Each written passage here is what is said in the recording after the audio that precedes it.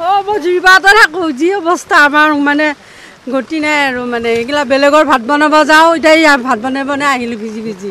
এনেকুৱাই ৰাস্তাটো নহয় যে অত বছৰ হ'ল জানেনে, কিমান কষ্ট। আমাৰ ছোৱালী কলেজত যাব নোৱাৰে এই বতৰ ৰাস্তাত, কেনেকৈ যাব? পৰিস্থিতি ভয়াৱহে হৈ আছে ইয়াতে। ধৰ এতিয়া মই কামৰ কাৰণে আহিছিলোঁ, মই এতিয়া কামৰ জেগালৈ যাবই নোৱাৰিলোঁ। এনেকৈ বৰষুণ দি আছে, এইবিলাক কাৰেণ্টে এনেকৈ শ্বৰ্ট দি আছে। লাইটবিলাক চাইছোঁ আপোনালোকে, লাইটবিলাকে জ্বলি আছে। যদি এইবিলাক কাৰেণ্ট চাৰেণ্ট যদি কিবা শ্বৰ্ট খাই যায়, মানুহবিলাক ভয়াৱহ পৰিস্থিতি হ'ব। মানুহ অহা নাই এতিয়ালৈকে, কোন আহিছে? নাই এতিয়া ইয়াতে মানুহ নাই। গুৱাহাটী মহানগৰবাসীৰ পৰিৱেশ এনেকুৱা। হয় হয় আমাৰ এগৰাকী সাংসদো আছে নামত। হয় হয়। কেতিয়াবা দেখিছেনে ৰাইজে? এতিয়ালৈকে দেখা নাই। আমাৰ বিজুলী কলিতা মেধি এতিয়ালৈ সাংসদগৰাকী ধৰক আমাৰ কৈছিলে যে বিজেপি চৰকাৰ বহুত উন্নয়ন কৰি আছে। উন্নয়নৰ হিচাপতো আজি এতিয়ালৈকে সাংসদ বিজুলী কলিতা মেধি এতিয়ালৈকে অহা নাই আমাৰ ইয়াতে। গুৱাহাটীৰ ৰাইজে এতিয়ালৈকে বিচাৰি পোৱা নাই। তেখেত আহি পেলাই মানুহখিনিক বুজ ল'ব লাগিছিলে, কি অসুবিধা হৈছে, কি অসুবিধা হোৱা নাই, এইটো বুজ ল'ব লাগিছিলে। তেখেতো এতিয়ালৈকে উপস্থিত নাই ইয়াতে। এতিয়া আমি এনেকৈ বৰষুণত তিতি কাম কাজ কৰি খোৱা মানে আমি ইয়াতে আহি যেতিয়া যাবই পৰা নাই। এইখিনি ইমানখিনি পানী হৈছে, যথেষ্ট মানে একঁকাল পানী হৈ আছে ইয়াত। লেতেৰা পানী, একদম অজস্ৰ লেতেৰা পানী। এতিয়া এলাৰ্জি হৈ আছে মানুহবিলাক, খোজাব এতিয়া এইবিলাক পানীয়ে।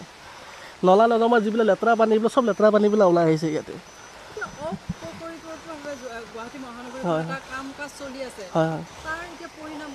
এইবিলাক কি কৰিব এতিয়া? ধৰক গলিৰ ভিতৰে যিবিলাক দোৱা জেগা আছে, এইবিলাকত এইবিলাক অলপ ওখ কৰি দিব লাগে। ধৰ এতিয়া ব্ৰিজ বনালে, কিয় ব্ৰিজৰ তলত পানী। আপোনালোকে দেখিছে যে ৰুক্মিণী গাঁৱৰ যিখন ব্ৰিজ হয়, সেই ব্ৰিজৰ তলত দেখিছে আপোনালোকে কিমান পানী। ওপৰত ব্ৰিজ হৈছে, তলত পানী। তলত যিটো ব্যৱস্থা কৰিব লাগে, এতিয়া আমি অহা যোৱা কৰাত বহুত অসুবিধা হৈছে ইয়াতে। পৰিস্থিতি এতিয়া গমে পাই আছে চবে। কৃত্ৰিম বানপানীৰ কবলত মানুহৰ অসুবিধা হৈ আছে বহুতো। গতিকে নাৱেৰে চলাচল কৰিব লগা হৈ গৈছে। কাৰেণ্টটো বহুত আছে ইয়াত। এই যে ৰাস্তাটোত বিদ্যুতৰ তাঁৰবিলাকোতো তলত পৰি আছে। বিদ্যুতৰ তাঁৰ এতিয়ালৈকে আমি দেখা পোৱা নাই, কিন্তু লাইটবিলাক জ্বলি আছে। বিপদৰ এইটো সংখ্যা থাকিব পাৰে। আমি ৰাতিপুৱা 7:30 বজাত আহিছোঁ। আহি পেলাই মানুহখিনি, এই ল'ৰা ছোৱালীখিনি স্কুল যাব না, সেইটো অলপ প্ৰব্লেম হয়, পাৰ কৰি দি আছোঁ। কিমান কেইজন মানুহ নিব পাৰে? আমি যিমান পাৰা গ'লে ভৰাই লৈ আছোঁ। পাৰাখিনি বেছি পানী নাই ন, সেইকাৰণে আমি যেইখিনি মানুহ ধৰিব পাৰে সেইখিনিয়ে ভৰাই লৈ আছোঁ। মানে ইয়াতে বহুত অসুবিধা হয়। সদায় এনেকুৱা পানী হয়, বৰষুণ দিবই নোৱাৰি অকণমান, মানে একেবাৰে পানী হৈ যায় ইয়াতে। আমাৰ এগৰাকী সাংসদ আছে, হয় হয়, তেখেতক অনুৰোধ জনাইছোঁ, তেখেতে যাতে এই সমস্যাটো অতি সোনকালে সমাধান কৰি দিয়ে।